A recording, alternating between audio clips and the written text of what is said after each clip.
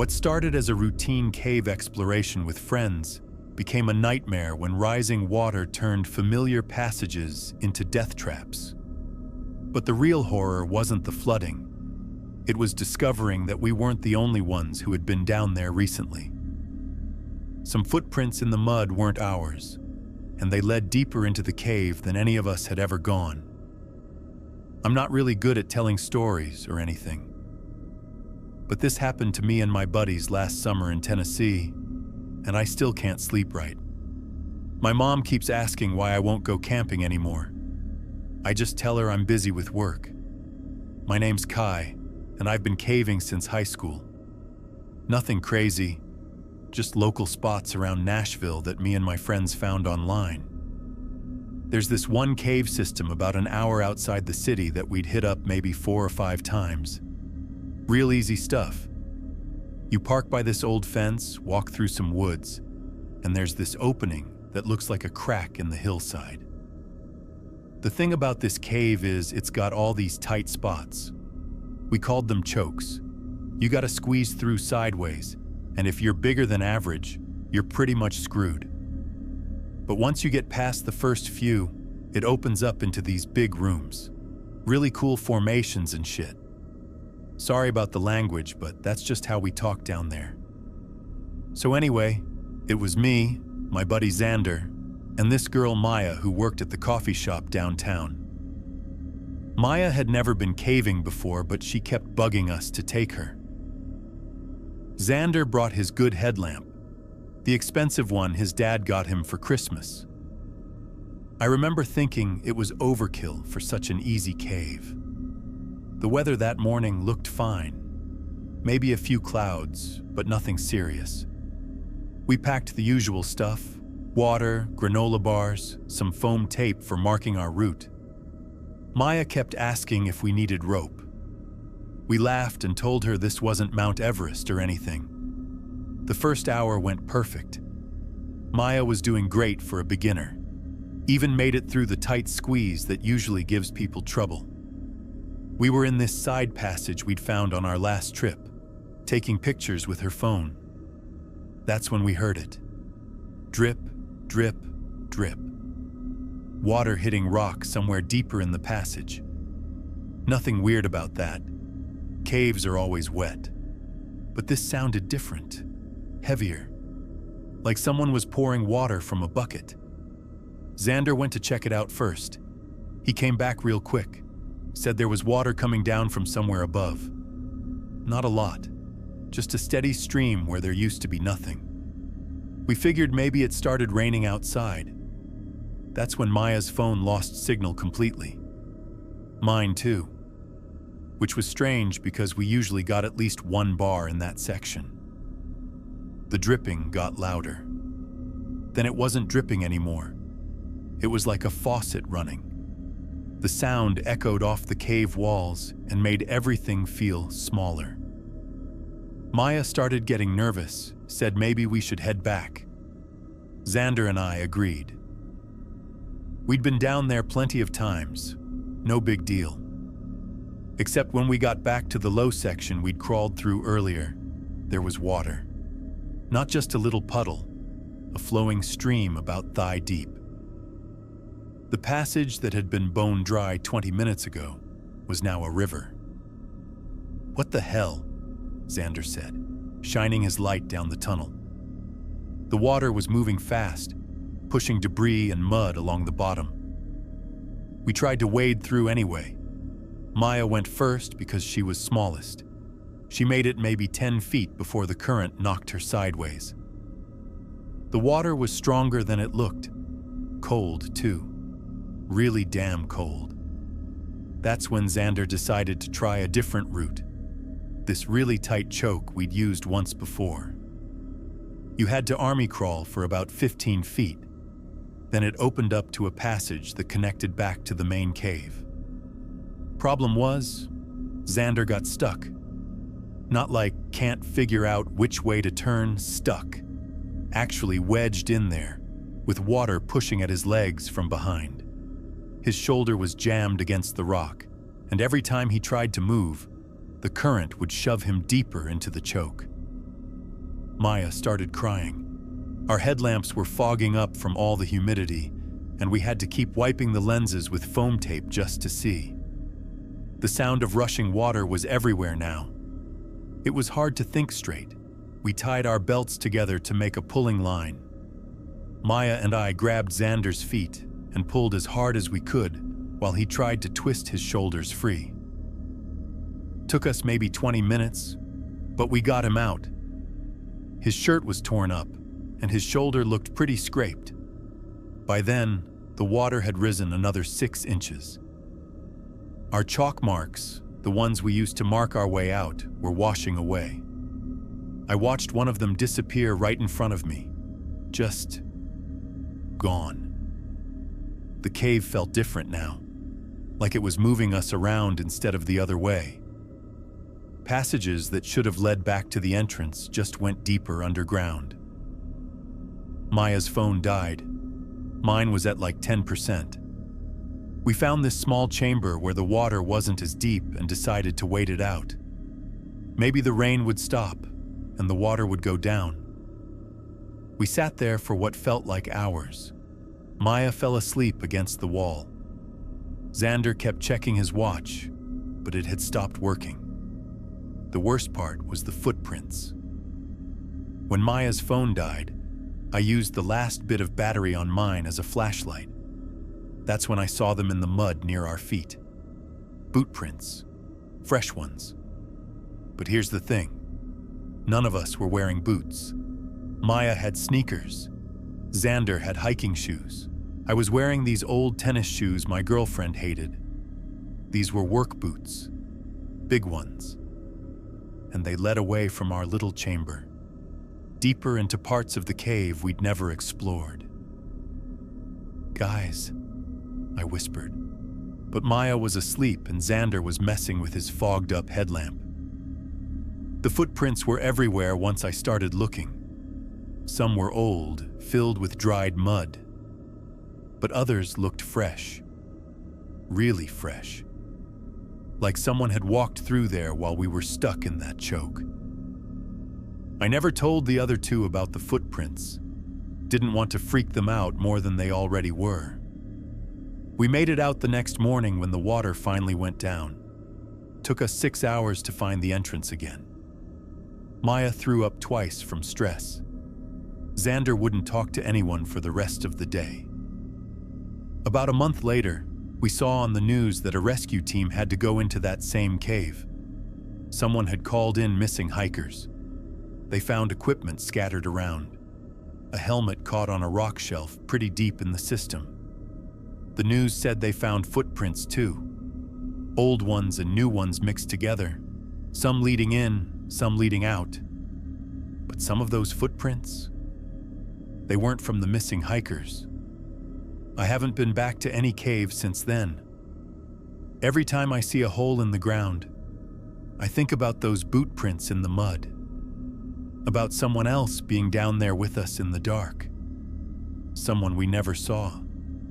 Someone who might still be down there.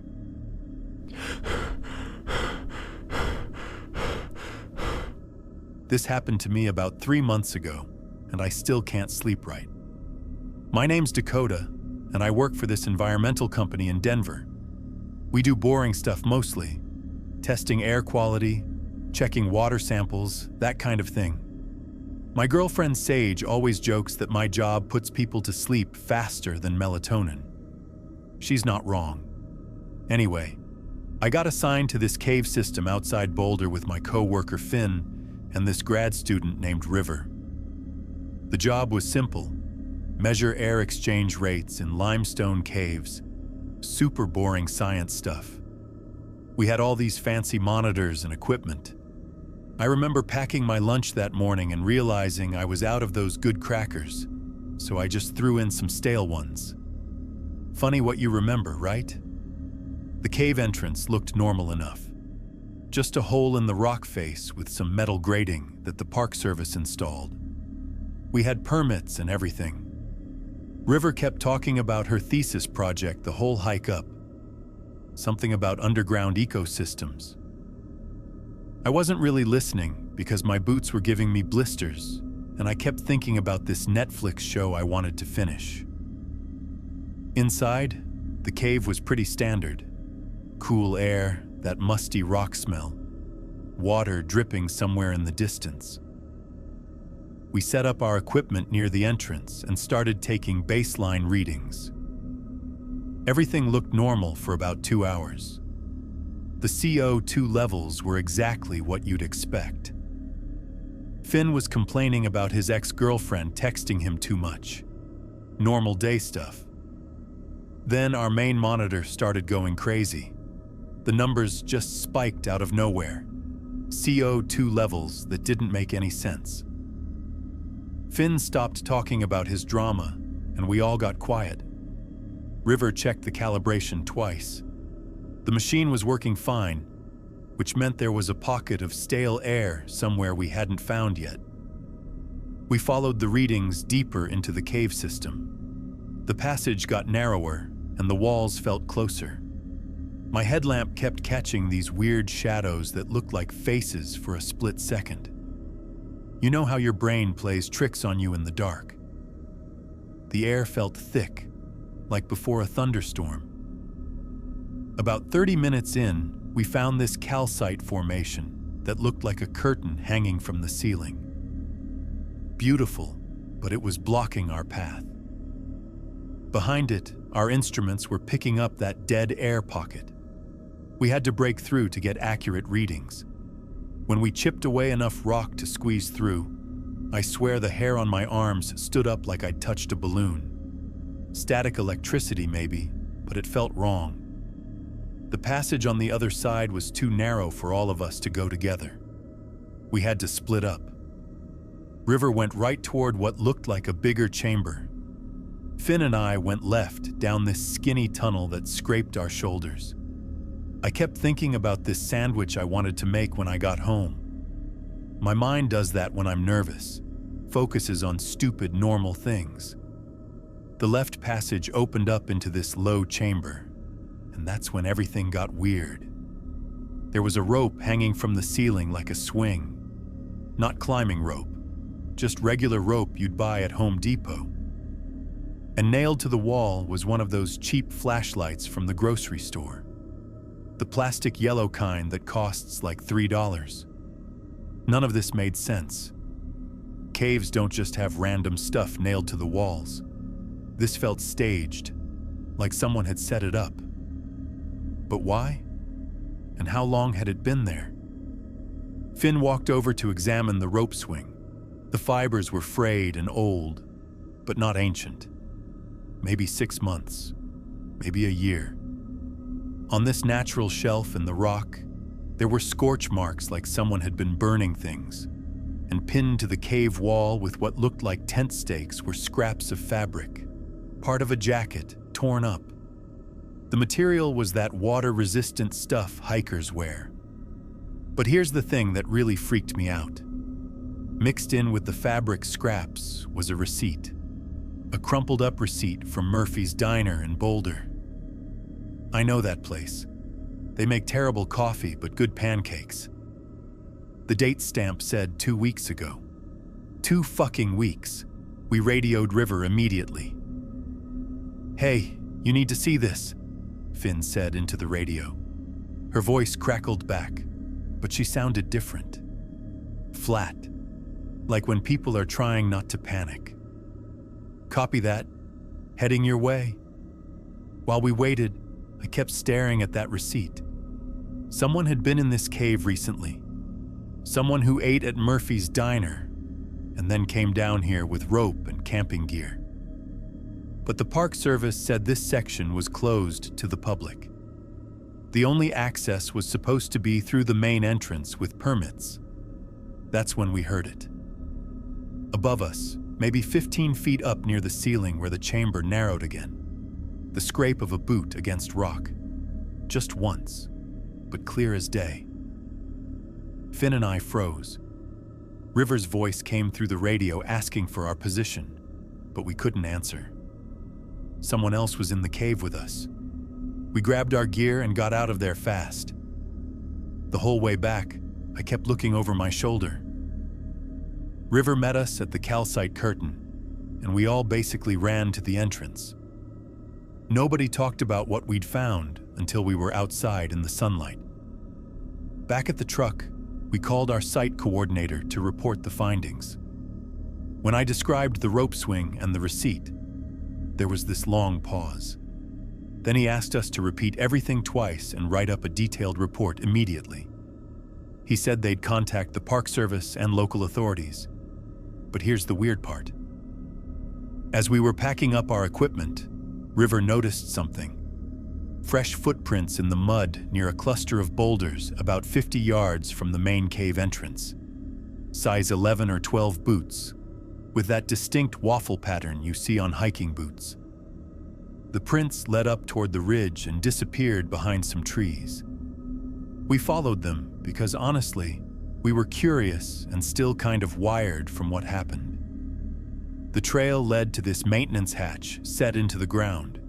It was on private property, according to our GPS, behind a chain link fence that had a hole cut in it.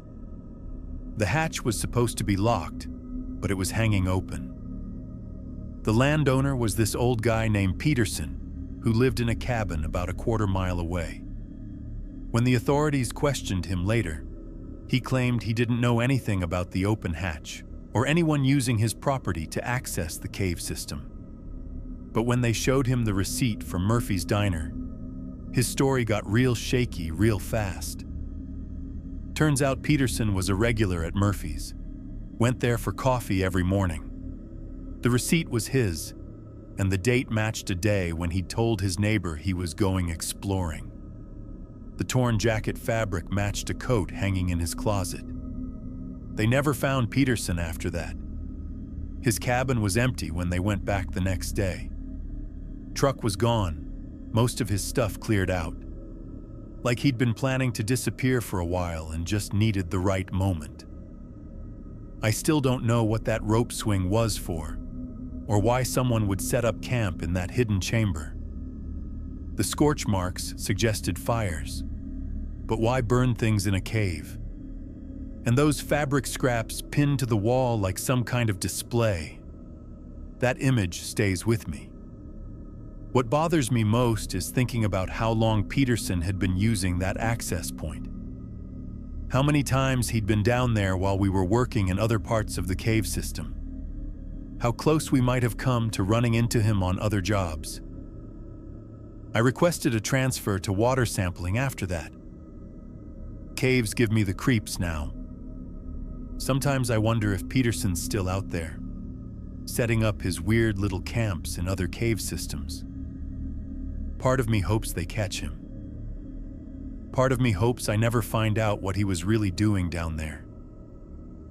My girlfriend says I should stop thinking about it, but some things just stick with you, you know? Every time I drive past Murphy's Diner, I wonder if today's the day Peterson comes back for his terrible coffee and good pancakes.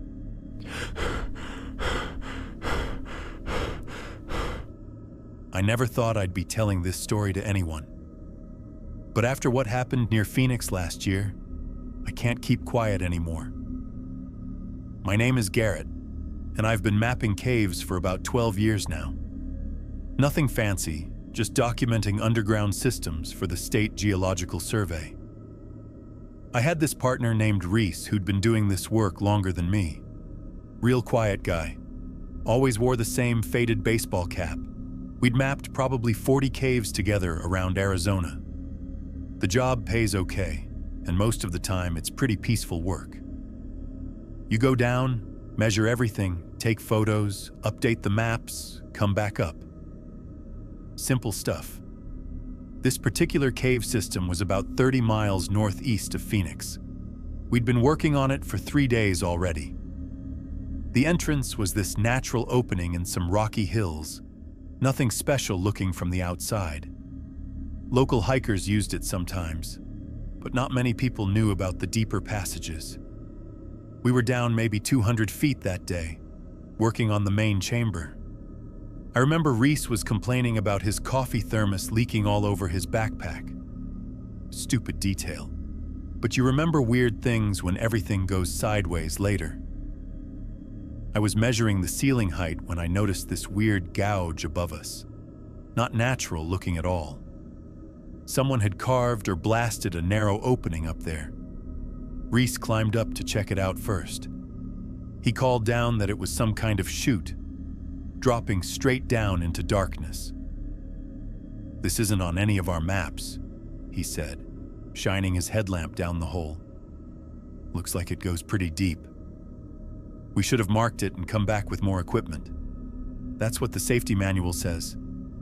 But we were curious, and the opening looked just wide enough for a person to squeeze through." Reese went first. I waited maybe 10 minutes before following him down. The chute was tight, maybe 3 feet across. You had to sort of shimmy down sideways. My knee scraped against the rock wall, and I still have the scar from that. When I dropped into the chamber below, Reese was already exploring with his flashlight. This place wasn't natural. Someone had carved it out by hand, probably took months of work. The walls were too smooth, too even, and it was bigger than you'd expect, maybe the size of a small garage. But here's where it gets weird. There was stuff down there. Not old stuff either, recent stuff. Against one wall, someone had built shelves out of flat stones. On the shelves were tools, notebooks, and this tiny battery-powered radio.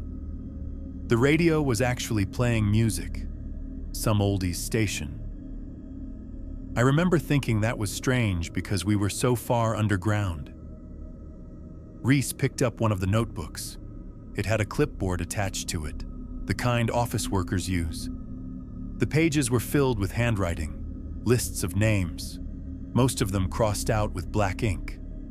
Below that, pages and pages of coordinates and times, all very neat and organized. "Garrett, look at this," Reese said. His voice sounded different down there, kind of hollow. He was holding another notebook, this one labeled Clients in block letters.